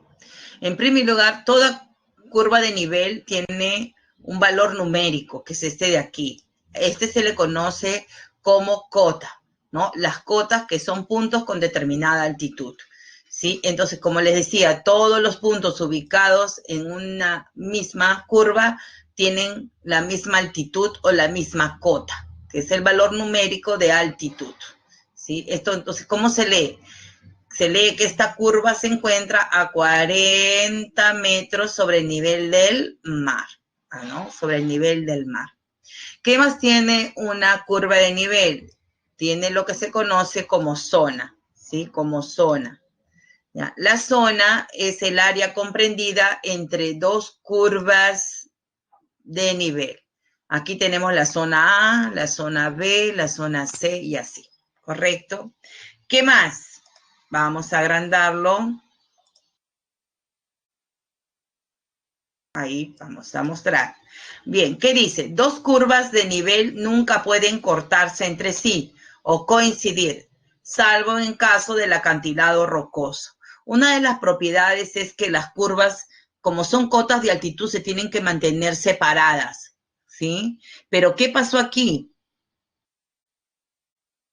¿Qué pasó acá? Se observa, aunque se ve borroso, pero se llega a notar, ¿no?, que se han juntado, entonces, ¿qué pasó? ¿Por qué se han juntado? ¿No? Se han juntado porque allí hay un acantilado, ¿sí? Hay un acantilado. ¿Y por qué? Porque, mire, supongamos que el relieve por acá sea así, pero aquí cae estrepitosamente, acá está el mar, ¿sí? Entonces, cae. Y entonces al caer, cuando uno corta las cotas, ¿no? Va a cortar las cotas, entonces va a notar que estas, a la hora que se achatan, se juntan todititas en el plano, ¿ya? Es diferente a que cuando es un relieve, pues, con suave pendiente, ¿no? Entonces esto está así, vertical, entonces estas cotas cuando yo las bajo al plano se me juntan todas, ¿no? Y se juntan si es que sí hay una caída, una fuerte pendiente como es el acantilado. Bien, seguimos. ¿Qué otras propiedades tienen? Sí, vamos a achicarlo para que volvamos al origen. Bien, ¿qué otra propiedad tiene la curva de nivel? Bien, una curva de nivel puede mostrar altitudes o puede mostrar ¿qué? Depresiones. ¿Sí? Esto es una montaña y esto es una depresión. ¿Cómo me doy cuenta para el examen si es una montaña o una depresión? Pues bien, si la curva más cerrada, que es esta de aquí, la bajo y está aquí en el centro. Si la curva más cerrada tiene la mayor cota, entonces es una elevación. ¿Se dan cuenta? En cambio, si la menor cota, que es 5, acá debería estar 5, ¿no? Que es esta de acá. Si la menor cota ahora es la curva más cerrada, entonces es una depresión. ¿Se dan cuenta? Entonces, rápidamente me voy a dar cuenta en el examen. Si la cota, la menor cota, es la curva más cerrada, entonces es una hoya, una depresión, una laguna, ¿sí? Una albúfera, ¿sí? Cerca a la costa, ¿ya? El lago Titicaca, la laguna Yanganuco, la Bayover, ¿no? Las albúferas de medio mundo en Huacho, por ejemplo, todas son depresiones. Y entonces ya saben ustedes cómo identificar una elevación y una depresión. ¿Alguna pregunta?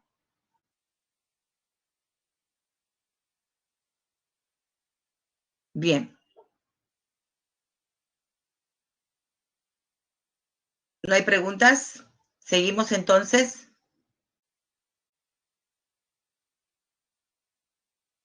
Para terminar, las propiedades de las curvas de nivel. Si las curvas están separadas, hay pendiente suave, o sea, suave pendiente. ¿Cuándo se dice que hay una suave pendiente? Cuando la inclinación, pues es casi no hay inclinación, ¿sí? Entonces estamos hablando de una suave pendiente, ¿no? En cambio, cuando hablamos de fuerte pendiente, cuando la inclinación, pues es mayor, ¿correcto? Entonces, en este de aquí, si las curvas están separadas, quiere decir que hay una suave pendiente.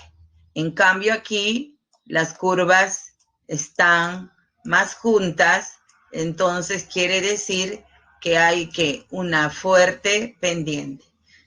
¿Se dan cuenta? Las zonas son más amplias aquí. En cambio, aquí las zonas que son más angostas. ¿Sí?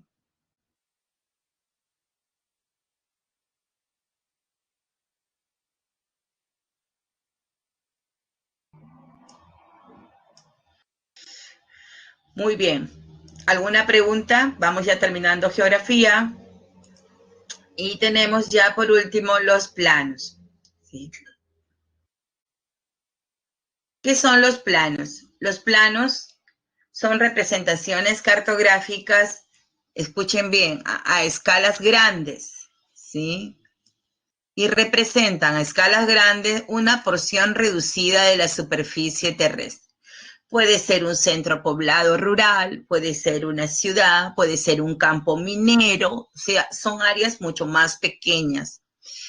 Al ser el área pequeña, no tiene en cuenta la curvatura de la Tierra, por lo tanto no requiere de control geodésico, es decir, no necesita proyección,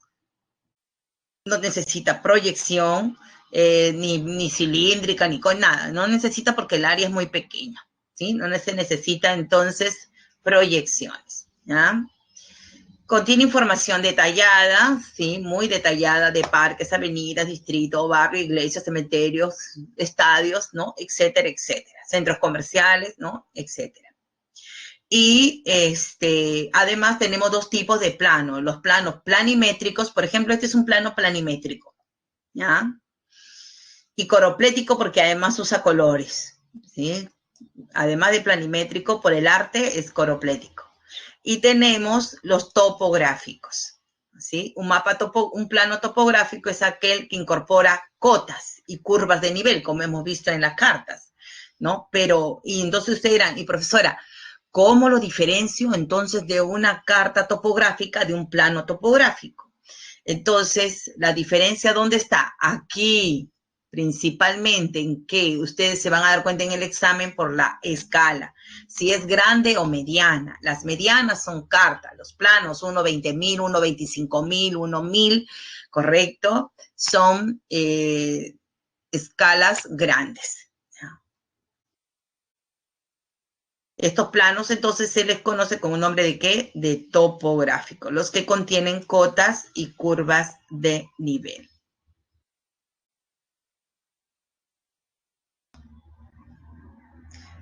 Ok, Natalia, la cota es el valor numérico, ¿sí? El valor numérico.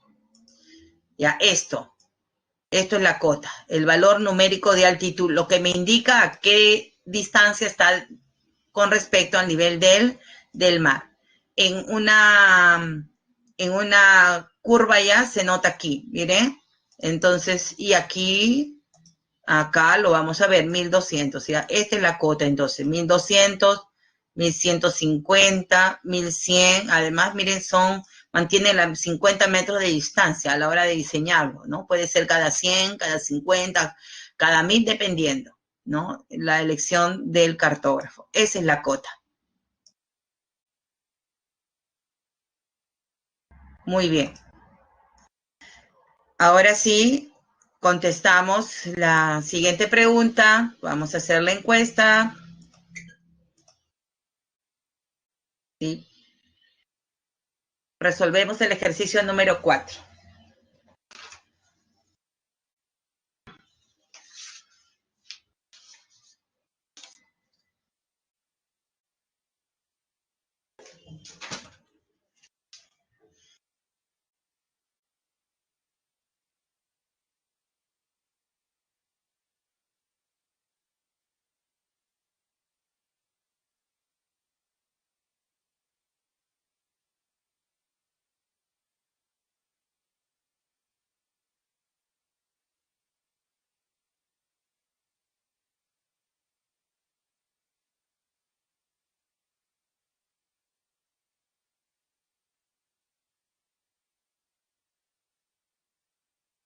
Les recomiendo no leer tan rápido, ¿sí? Por lo que hay varias alternativas. Tómense tu tiempo para leer siempre en el examen, porque si leen muy rápido se pueden equivocar.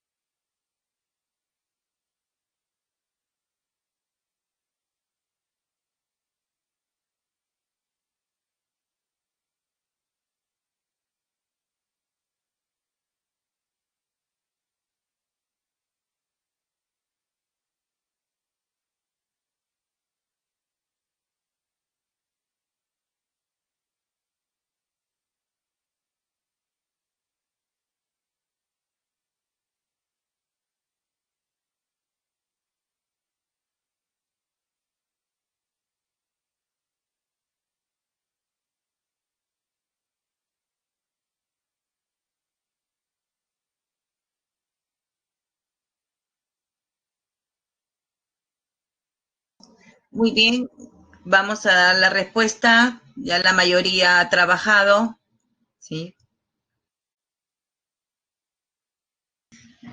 Bien, el 53% contestó la letra D, el 25% la C. De todo hay, ¿no? Tenemos de todo. A ver qué pasó. Vamos a analizarlo rápidamente. Dice, para la representación de una carta topográfica se utilizan las curvas de nivel para establecer la altitud del relieve. Con relación a esta última, determina el valor de verdad o falsedad de los siguientes enunciados. En los acantilados rocosos, las curvas de nivel no pueden cortarse. ¿Qué hemos dicho? Que las curvas no pueden cortarse al revés, salvo en los acantilados, Entonces, sí, en los acantilados sí se puede cortar, que es la única excepción, ¿correcto? Por lo tanto, ¿esto qué era? Era falso, ¿correcto? Era falso, la primera era falsa, porque en el único lugar donde sí pueden cortarse es en los acantilados, ¿sí? Las cotas son los puntos que unen a zonas de igual altura de un lugar, ¿correcto? Bien, ¿yo qué les dije? No es lo mismo altura que altitud, ¿ya? No es lo mismo altura que altitud. Ahí yo les digo para que no caigan. Incluso les dije, yo mido 1,72 de altura, pero no es lo mismo que altitud. La altitud es la distancia de un punto con respecto al nivel del mar. Por lo tanto, también era falso. Miren, aquí le han hecho la trampa, les han puesto, ¿no? Por eso que digo, tómense su tiempo para leer, chicos, ¿ah? Ahí, miren, ahí para que caigan, ¿no? En las depresiones, las curvas de nivel más cerrada tienen menor cota que las contiguas. Acuérdense, ¿no?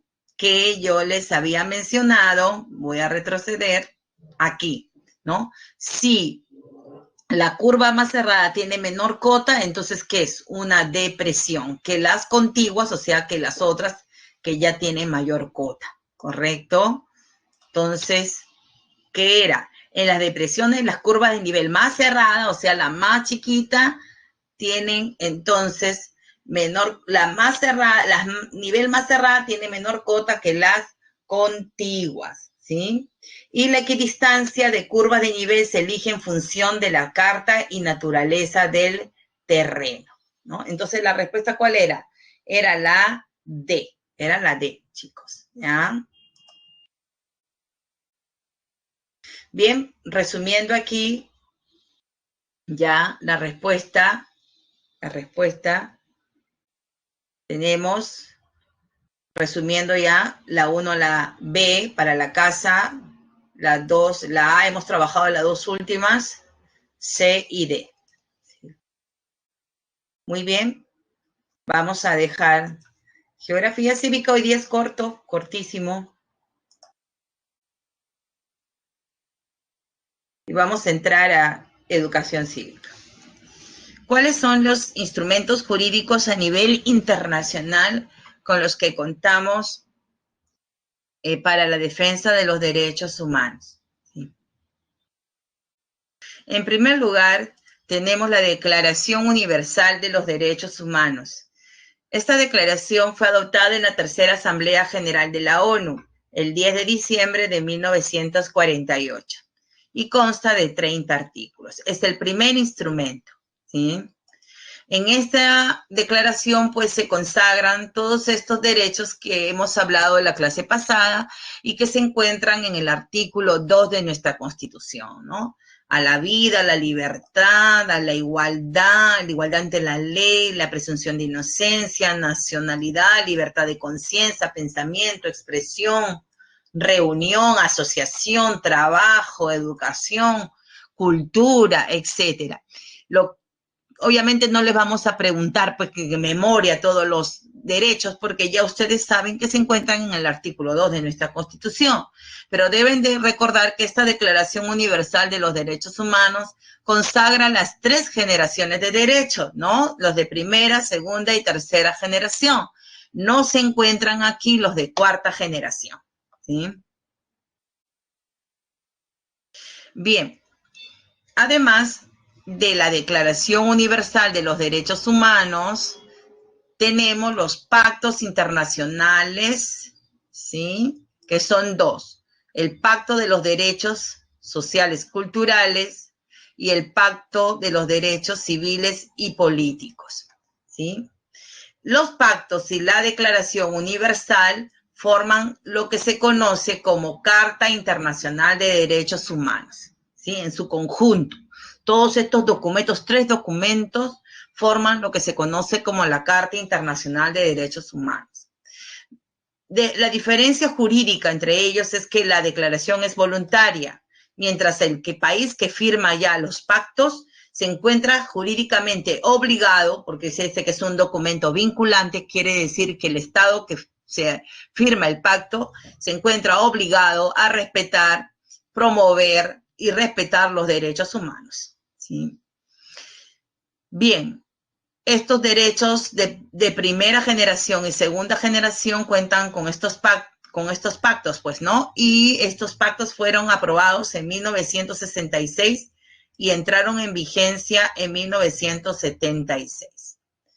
Ambos pactos, en su primer artículo, afirman que todos los pueblos tienen derecho a la libre autodeterminación y a la libertad de elegir su estatus político y lograr su desarrollo económico, social y cultural, ¿sí? Entonces, acuérdense para el examen que estos 3 documentos forman lo que se conoce como la Carta Internacional de Derechos Humanos, también conocida como Carta de la ONU, ¿sí? Carta de la ONU. ¿Cuáles son vinculantes? Acuérdense los pactos. ¿Cuál es voluntario? La declaración.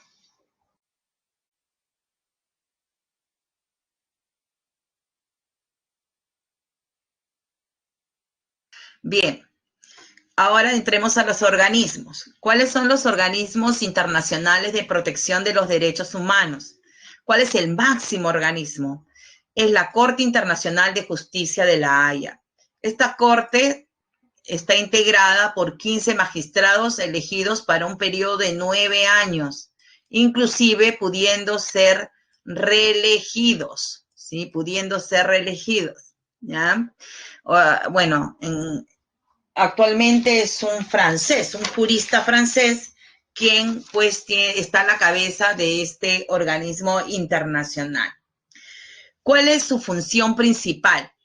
Es un tribunal judicial, ¿sí? Por lo tanto, entonces tiene una función primero contenciosa, ¿ya? Una primera función que es contenciosa, o sea, se somete a juicio un caso y toma decisiones, ¿no? Y sus fallos, ojo, sus fallos son inapelables, ¿ya? Cuando la Corte falla y decide conforme al derecho internacional, sus fallos son inapelables para los países. Lo único que le toca al país es acatar, ¿sí? Entonces tiene en primer lugar para el examen, acuérdense, una función contenciosa, porque es un tribunal y emite fallos, y sus fallos son inapelables. ¿Cuál es la segunda función? Consultiva, es un órgano consultivo, ¿sí? Es la segunda función. Entonces, primero, sentencia, emite sentencias, fallos inapelables, función contenciosa. Y la otra función es consultiva, de tal manera que la Corte sirve de elemento de interpretación del derecho internacional. ¿Quién recurre a la Corte? Algo interesante. Anótenlo. ¿Quién recurre a la Corte? Los estados. Nadie más puede recurrir a la Corte. Ninguna persona, ninguna institución de la sociedad civil no puede. Quienes recurren a la Corte son los estados a nombre de la nación, ¿sí? Su principal, entonces, objetivo es lograr el arreglo de las controversias o situaciones internacionales que puedan conducir al quebramiento de la paz, ¿no? Recordemos que históricamente, durante el gobierno de Ollanta, pues la Corte emitió pues una sentencia histórica para el Perú que nos permitió recuperar pues, ¿no? Algo de entonces de nuestro mar peruano, no todo porque esto no nos devolvió, ¿no? El triángulo interno, parte del triángulo interno y todo el triángulo externo fue reconocido para el Perú en un fallo histórico de La Haya, ¿sí? ¿Qué más tenemos? Tenemos el Sistema Interamericano de Derechos Humanos. Este Sistema Interamericano de Derechos Humanos, ¿sí? Tiene su punto de partida, que es la Convención Americana sobre Derechos Humanos, también llamada Pacto de San José, ¿ya? Esta convención fue suscrita en 1969 y es un documento, ojo, vinculante. ¿Qué significa vinculante? Obligatorio para aquellos estados que han suscrito, como el Perú, la convención. ¿Ya? Es vinculante, es obligatorio. Cuenta con 2 instituciones, ¿no? Digamos, hacer cumplir los artículos que digamos, que estipula esta convención. El artículo 26 dice la obligación para los estados parte del desarrollo progresivo de los derechos. Por lo tanto, para hacer cumplir el artículo 26 es que existe la Comisión Interamericana de Derechos Humanos y la Corte Interamericana de Derechos Humanos. ¿Sí?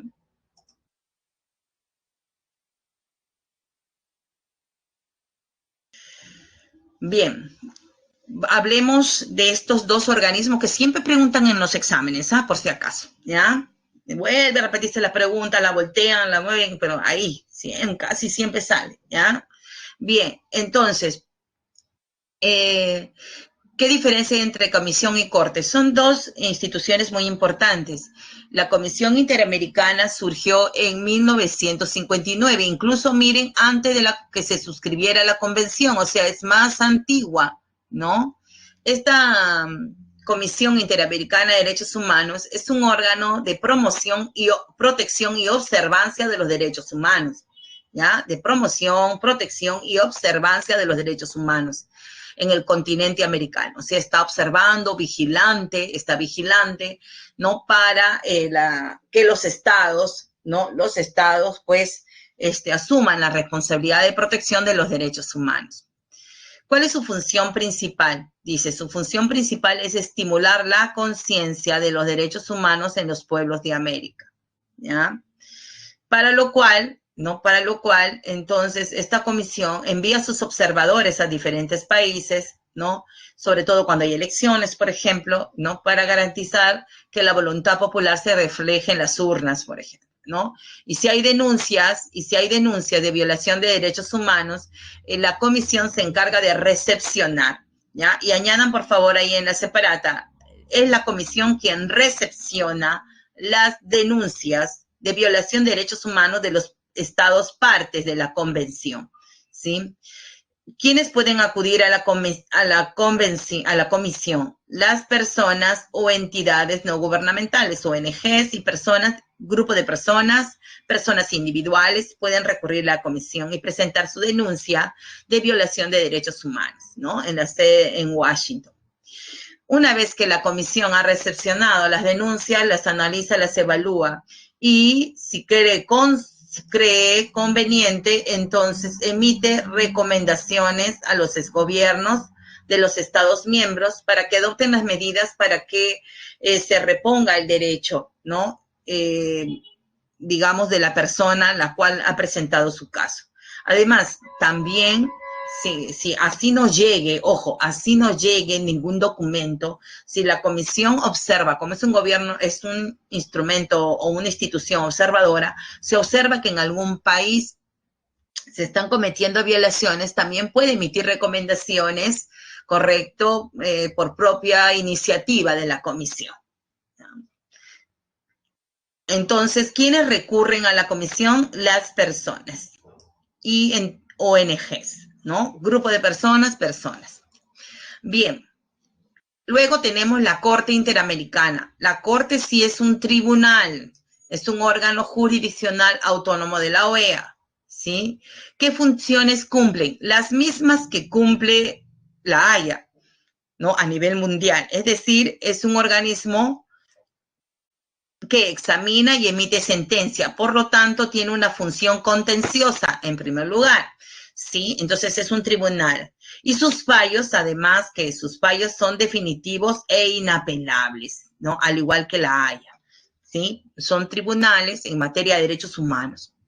Y la otra función es consultiva, ¿no? Entonces se puede, digamos, el Congreso peruano puede solicitar, consultar en materia de derechos, ¿no? Internacionales. A la Corte sí, porque representa al Estado, ¿no? Y emite opiniones también como clara interpretación de los derechos humanos a nivel internacional, ¿sí? Pero, ¿quiénes pueden recurrir a la Corte? Solo pueden recurrir a la Corte directamente los estados partes de la convención y la comisión. ¿Qué comisión? Esta de aquí, la comisión.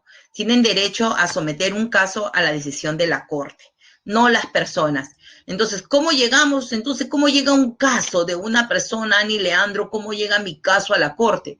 La comisión es quien deriva el caso a la Corte si cree conveniente. Entonces, la comisión emitió una recomendación al Estado, pero el Estado hizo caso omiso, ¿correcto? Entonces, ¿qué hace la comisión? Deriva el caso a la Corte. Una vez que la Corte recepciona, apertura, pues ya, ¿no? Apertura, llamémosle el juicio, ¿no? Bueno, el Perú, en realidad en la historia, el Perú nunca ha ganado ni un juicio a la Corte, en la Corte, ¿no? Y cuando la Corte emite un fallo es inapelable, entonces al Perú no le ha quedado otra que entonces acatar las disposiciones de la Corte. Correcto. Entonces, recuerden bien, ¿sí? Que la Corte no recepciona, solo la comisión, y sus fallos son que inapelables, ¿sí? Bien.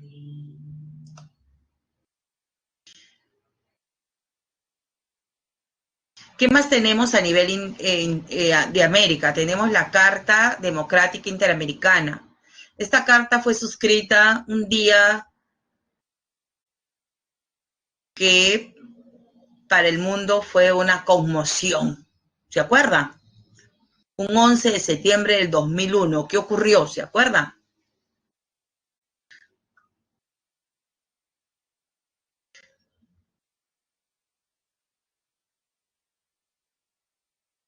Ajá, el atentado contra las Torres Gemelas. El secretario general de Estados Unidos tuvo que salir intempestivamente de la reunión. La carta se suscribió, él la firmó y de inmediatamente se fue. Después ya cada representante de la OEA aquí en Lima expuso, ¿no?, sus puntos de vista sobre el derecho, pero ya se había suscrito la carta, debido a que el secretario general de Estados Unidos se enteró, pues, del atentado, ¿no? Bien, esta carta pues significa una definición sustantiva de la democracia. Su finalidad pues es justamente crear mecanismos para que la OEA responda ante la violación de derechos humanos por parte de los estados. Recuerden que salíamos pues de una dictadura de 10 años en el Perú, que era la dictadura fujimorista. Esta carta consta de 28 artículos, ¿ya? De 28 artículos. Y uno de los más importantes es el artículo 21. Cuando se invoca al artículo 21 de la carta, ¿sí? Entonces, que ya en la historia de esta carta se ha invocado 10 veces, entonces se reúne en pleno la OEA para analizar los casos de violación denunciados en algún país parte. Pero para que se sancione a este país se necesita el voto de los 2/3, ¿no? Muchos me preguntan, en el caso de Venezuela, ¿qué pasa? Es que no se llega a los 2/3. Lastimosamente no se llega a los 2/3 para suspender de la OEA a Venezuela, que es lo que dice la carta, ¿no? Entonces, porque obviamente Maduro tiene amarrado a varios países con ayudas económicas, ¿sí?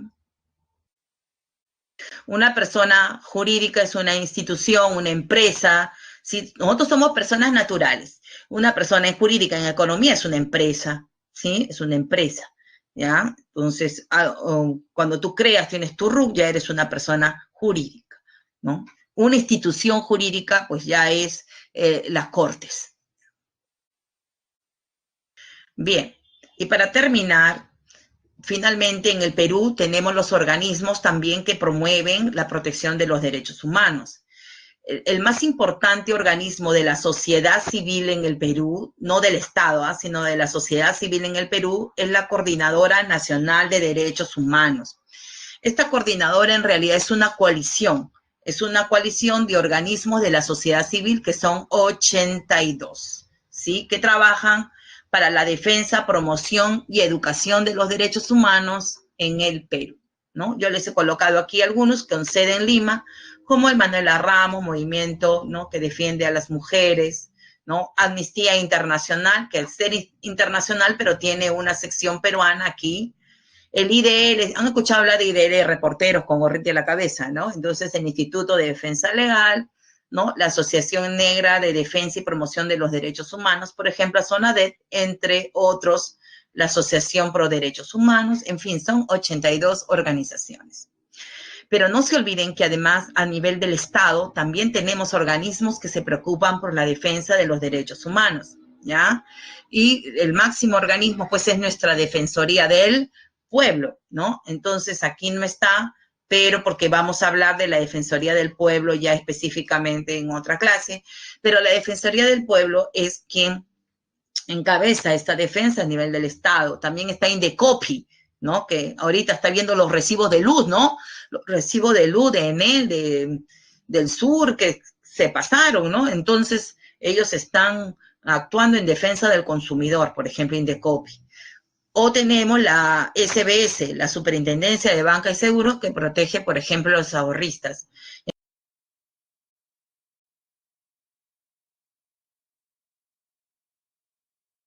Entonces, a nivel del Estado, también tenemos instituciones importantes. Muy bien, con eso hemos terminado, ¿sí?, la clase de hoy.